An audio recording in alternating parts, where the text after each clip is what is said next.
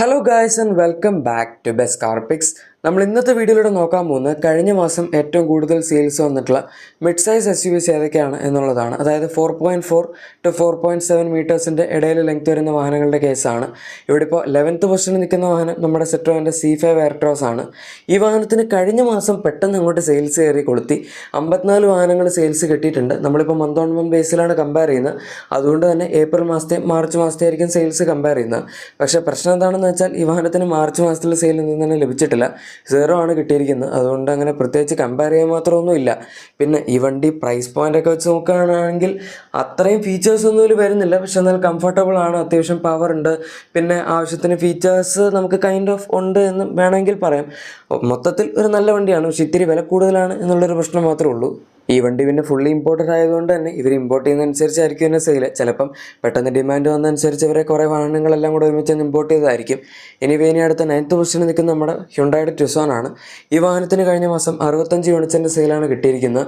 മാർച്ചിൽ പക്ഷേ 89 വണ്ടികളുടെ സെയിൽ കിട്ടിയതായിരുന്നു. സോ 24 വാഹനങ്ങളുടെ വ്യത്യാസവും 26.92% ഡീഗ്രോത്ത് റേറ്റുമാണ് കിട്ടിയിരിക്കുന്നത്. നമ്മുടെ ഈ ലിസ്റ്റിൽ രണ്ടാമതായി ഏറ്റവും കൂടുതൽ ഡീഗ്രോത്ത് പെർസെൻറ്റേജ് വന്നിരിക്കുന്ന ഒരു വാഹനം കൂടിയാണ് ടുസോൺ. ഇത് പറഞ്ഞു വരുമ്പോൾ അത്യാവശ്യം നല്ല പാക്കേജാണ്. ഓൾ വീൽ ഡ്രൈവ് ആണ്, ഡീസൽ എഞ്ചിൻ ഉണ്ട്, പെട്രോൾ എഞ്ചിൻ ഉണ്ട്, പിന്നെ ഇഷ്ടംപോലെ ഫീച്ചേഴ്സ് ഉണ്ട്, പ്രൈസ് പോയിന്റ് അത്യാവശ്യം നല്ലതാണ്. പക്ഷേ എന്നാലും ആൾക്കാർക്ക് എന്തോ ഈ വണ്ടി വാങ്ങാൻ ഇപ്പോൾ വലിയ താല്പര്യമില്ലാന്ന് തോന്നുന്നു. പണ്ട് ഇറങ്ങിയ സമയത്ത് അത്യാവശ്യം നല്ല ഡിമാൻഡുള്ള വണ്ടിയായിരുന്നു ഈ പെർട്ടിക്കുലർ ജനറേഷൻ ടുസോൺ. അതിന് മുന്നത്തെ ജനറേഷൻസൊക്കെ പിന്നെ പോക്കായിരുന്നു എന്ന് തന്നെ പറയാം. അതും ഇറങ്ങിയ സമയത്ത് ഡിമാൻഡ് ഉണ്ടായിരുന്നു. ഇനി നമ്മുടെ ലിസ്റ്റിലെ 9th പൊസിഷനിൽ നിൽക്കുന്ന വാഹനമാണ് ഫോക്സ് വാഗൻ്റെ ടിഗ്വാൻ. ഈ വണ്ടിയുടെ പുതിയ ജനറേഷൻ മോഡൽ ഈ അടുത്താണ് ലോഞ്ച് ആയത്. ആൻഡ് അത്യാവശ്യം നല്ല പ്രൈസൊക്കെ ഉണ്ടായിരുന്നു. ടിഗ്വാൻ R-Line ആണ് ഇപ്പോൾ അവർ ലോഞ്ച് ചെയ്തിരിക്കുന്നത്. എന്തായാലും കഴിഞ്ഞ മാസം 91 യൂണിറ്റ്സിൻ്റെ ടോട്ടൽ സെയിലാണ് കിട്ടിയത്. മാർച്ച് മാസത്തിലാകെ ഒറ്റ വണ്ടിയുടെ സെയിൽ ഉണ്ടായിരുന്നുള്ളൂ. കാരണം നമുക്ക് ആ സമയത്ത് ഫേസ് ലിഫ്റ്റ് പ്രീ ജനറേഷൻ വണ്ടി, ഇതിൻ്റെ തൊട്ട് മുന്നത്തെ ജനറേഷൻ വണ്ടിയായിരുന്നു ഉണ്ടായിരുന്നത്. അതുകൊണ്ട് തന്നെ അവരങ്ങനെ അധികമൊന്നും കൊണ്ടുവന്നിട്ടില്ലായിരുന്നു. ഈ വണ്ടിയും ഇപ്പോൾ അവർ ഇമ്പോർട്ട് ചെയ്താണ് കൊണ്ടിരുന്നത്. നേരത്തെ CKD ആയിരുന്നു. പക്ഷെ എന്തായാലും R-Line ആയതുകൊണ്ട് തന്നെ ഇമ്പോർട്ട് ചെയ്തിട്ടാണ് ഇപ്പോഴത്തെ മോഡൽ വരുന്നത്. കഴിഞ്ഞതിൻ്റെ മുന്നത്തെ മാസം ഒരു വണ്ടിയുടെ സെയിൽ ലഭിച്ചുകൊണ്ട് തന്നെ വ്യത്യാസം 90 വാഹനങ്ങളുടെയും ഗ്രോത്ത് പെർസെൻറ്റേജ് 9,000 ഒക്കെയാണ്. അതിപ്പോൾ നിങ്ങൾ കൺസിഡർ ചെയ്യേണ്ട ആവശ്യമുണ്ടോ എന്ന് എനിക്കറിയില്ല. കാരണം പുതിയ ജനറേഷൻ വരുന്നതിൻ്റെ ഒരു വ്യത്യാസമാണ്. ഇനി നമ്മുടെ അടുത്ത 8th പൊസിഷനിൽ നിൽക്കുന്ന വാഹനം ഈ സെഗ്മെൻറ്റിൽ ഒരു കാലത്ത് ഏറ്റവും കൂടുതൽ സെയിൽ കിട്ടിക്കൊണ്ടിരുന്ന വണ്ടിയായിരുന്നു. അതാണ് ജീപ്പ് കോമ്പസ്. കഴിഞ്ഞ മാസം 137 വാഹനങ്ങളുടെ സെയിലും മാർച്ച് മാസത്തിൽ 142 വാഹനങ്ങളുടെ സെയിലായിരുന്നു ഇതിന് വന്നത്. 5 വണ്ടികളുടെ വ്യത്യാസവും 3.52% ഡീഗ്രോത്ത് റേറ്റും ഒക്കെ ഉള്ളൂ. പറഞ്ഞു വരുമ്പം ഈ ലിസ്റ്റിൽ രണ്ടാമതായി ഏറ്റവും കുറവ് ഡീഗ്രോത്ത് പെർസെൻറ്റേജ് വന്നിരിക്കുന്ന ഈ വണ്ടിക്കാണ്. സെയിൽസും ഓൾമോസ്റ്റ് കൺസിസ്റ്റൻ്റ് ആണ് എന്ന് പറയാം. പക്ഷേ അങ്ങനെ പറയാൻ മാത്രം കൺസിസ്റ്റൻ്റ് ആയിട്ട് ഒരുപാട് സെയിൽ ഇതിന് കിട്ടുന്നില്ല. സെയിൽസ് ഒരു 500-നടുത്തൊക്കെങ്കിലും ഉണ്ടായിരുന്നെങ്കിൽ നല്ലതായിരുന്നു. പണ്ടൊക്കെ 1000-നടുത്ത് സെയിൽസ് കിട്ടിക്കൊണ്ടിരുന്ന വണ്ടിയാണത്. പക്ഷേ എന്തായാലും ജീപ്പ് ഇതിൻ്റെ ഒരു പുതിയ ജനറേഷൻ മോഡൽ ഇൻ്റർനാഷണലി കാണിച്ചിട്ടുണ്ടായിരുന്നു. ഇന്ത്യയിലേക്ക് അതുവരെ കൊണ്ടില്ല എന്നാണ് പറയുന്നത്. കാരണം ഇവിടെ ഇതിൽ മാനുഫാക്ചർ ചെയ്യുകയാണെങ്കിൽ അതിൻ്റെ കോസ്റ്റ് ഫീസിബിൾ അല്ല. മൊത്തത്തിൽ വണ്ടിയുടെ പ്രൊഡക്ഷൻ കോസ്റ്റ് മുകളിലേക്ക് പോകും. അതായത് ഏകദേശം ഒരു 1.5-2 ലക്ഷം രൂപയോളം ഇപ്പോൾ ഉള്ള വണ്ടിയിൽ നിന്നും കൂടുതലായിരിക്കും പോകുന്നത്. അതുകൊണ്ട് ആൾക്കാർ വാങ്ങില്ല എന്നൊക്കെ പറഞ്ഞ് അവരത് ഒഴിവാക്കി. ഇനി അടുത്ത 7th പൊസിഷനിൽ നിൽക്കുന്ന വാഹനം നമ്മുടെ MGയുടെ ഹെക്ടർ, അതുപോലെ ഹെക്ടർ പ്ലസ് രണ്ടിനെയും കമ്പൈൻഡ് സെയിലാണ്. ഇതിൻ്റെ രണ്ടിനും സെയിൽ കഴിഞ്ഞ മാസം അത്യാവശ്യം മുകളിലേക്ക് പോയിട്ടുണ്ട്. 977 വാഹനങ്ങളുടെ സെയിലാണ് വന്നിരിക്കുന്നത്. മാർച്ചിൽ പക്ഷേ 547 വാഹനങ്ങളുടെ സെയിൽ ഉണ്ടായിരുന്നുള്ളൂ. അതായത് ഓൾമോസ്റ്റ് ഡബിൾ സെയിൽ കൂടിയിട്ടുണ്ടെന്ന് പറയാം. 430 വാഹനങ്ങളുടെ വ്യത്യാസവും 78.61% ഗ്രോത്ത് റേറ്റും ഉണ്ട്. ടെക്നിക്കലി ഏറ്റവും കൂടുതൽ ഗ്രോത്ത് പെർസെൻറ്റേജ് വന്ന ടിഗ്വാൻ ആണെങ്കിലും എനിക്ക് തോന്നുന്നു അത് ഈ വണ്ടിക്ക് കൊടുക്കുന്നതായിരിക്കും നല്ലതെന്ന്. കാരണം നമ്മൾ റിയലിസ്റ്റിക്കലി നോക്കുന്ന സമയത്ത് അങ്ങനെ പ്രത്യേകിച്ച് വലിയ മാറ്റങ്ങളൊന്നും ഇല്ലാതെയാണ് ഇതിൻ്റെ സെയിൽ കൂടിയിരിക്കുന്നത്. മറ്റത് പക്ഷേ അങ്ങനെ അല്ലായിരുന്നു. മറ്റത് 9,000-ഉം ഇത് 78.61 ആണ്. വ്യത്യാസമുണ്ട്. പക്ഷെ എന്നാലും ശരിക്കും ഗ്രോത്ത് പെർസെൻറ്റേജ് വന്നിരിക്കുന്നതിനാണ്. ഇനി നമ്മുടെ 6th പൊസിഷനിൽ നിൽക്കുന്ന വാഹനം ടാറ്റ ഹാരിയർ ആണ്. ഇതിന് കഴിഞ്ഞ മാസം 1012 വാഹനങ്ങളുടെ സെയിലാണ് കിട്ടിയത്. ഇതിൻ്റെ സെയിലിങ്ങിന് എല്ലാ മാസവും പതുക്കെ താഴത്തോട്ട് വരുന്നതായിട്ടാണ് നമുക്ക് കാണാൻ സാധിക്കുന്നത്. മാർച്ച് മാസത്തിൽ 1265 വാഹനങ്ങൾ സെയിലായിരുന്നു കിട്ടിയത്. അതായത് 253 വാഹനങ്ങളുടെ വ്യത്യാസവും 20% ഡീഗ്രോത്ത് റേറ്റുമാണ് വന്നിരിക്കുന്നത്. നമ്മുടെ ഈ ലിസ്റ്റിൽ മൂന്നാമതായി ഏറ്റവും കൂടുതൽ ഡീഗ്രോത്ത് പെർസെൻറ്റേജ് കിട്ടിയിരിക്കുന്ന ഒരു വാഹനം കൂടിയാണ് ഹാരിയർ. പക്ഷേ വേറൊരു കാര്യം എന്താണെന്ന് വെച്ചാൽ ഹാരിയറിൻ്റെ സെയിൽ താഴെയും സഫാരിയുടെ സെയിൽ ഏകദേശം ആ ഒരു റേഞ്ചിലൊക്കെ തന്നെ നിൽക്കുകയാണ് ചെയ്യുന്നത്. പണ്ടൊക്കെ കുറേ കാലം മുന്നേ നേരെ തിരിച്ചായിരുന്നു. സഫാരിക്ക് സെയിൽ കുറവും ഹാരിയറിന് സെയിൽ കൂടുതലായിരുന്നു. ഇപ്പോൾ പക്ഷേ ആൾക്കാർ ഹാരിയറിനേക്കാൾ കൂടുതൽ പ്രിഫർ ചെയ്യുന്നത് സഫാരിയാണ്. എന്തായാലും അപ്പോൾ നിങ്ങൾ വിചാരിക്കുന്നതിന് തൊട്ട് മുകളിൽ സഫാരി ആയിരിക്കുന്നു. പക്ഷെ അല്ല.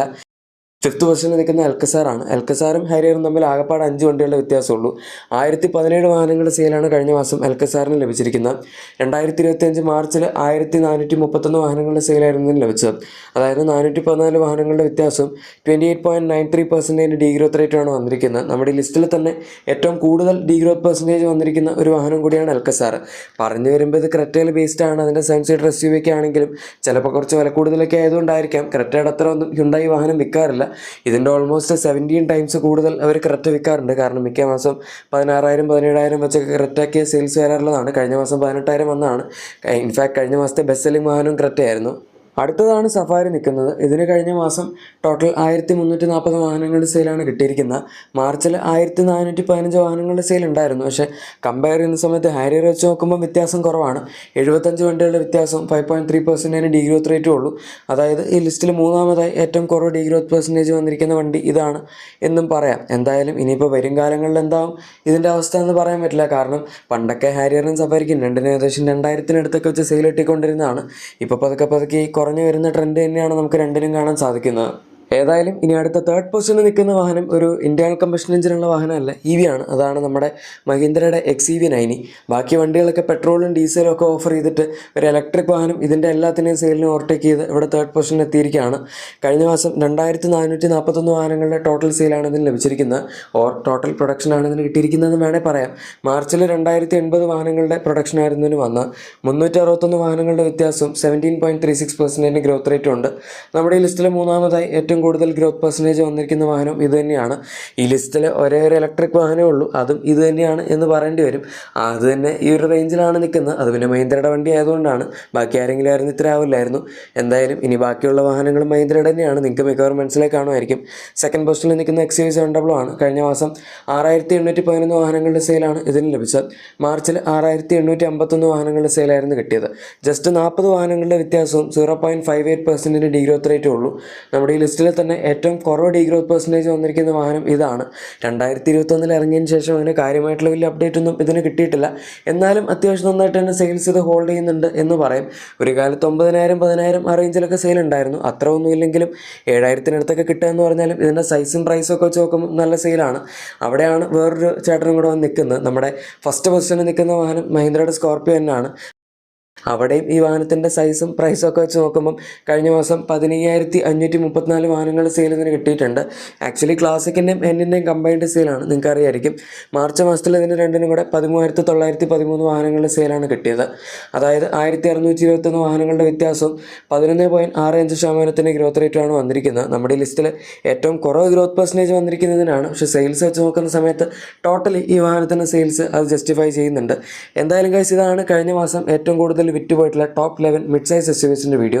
നിങ്ങളുടെ എക്സിസ്റ്റിംഗ് വാഹനത്തിന് എന്തെങ്കിലും ചെറിയ ആക്സസറീസോ ക്ലീനിങ് പ്രോഡക്ട്സോ ഒക്കെ വേണമെങ്കിൽ നമ്മുടെ ഡിസ്ക്രിപ്ഷൻ അല്ലെങ്കിൽ പ്രോഡക്റ്റ് ടാഗ് തീർച്ചയായും ചെക്കൗട്ട് ചെയ്യുക. വീഡിയോ ഇഷ്ടപ്പെട്ടെങ്കിൽ മറക്കാതെ തന്നെ ലൈക്കും സബ്സ്ക്രൈബും ഷെയറും കൂടെ ചെയ്തേക്കുക. നമുക്ക് മറ്റൊരു വീഡിയോയിൽ കാണാം. Thank you for watching my video and good bye.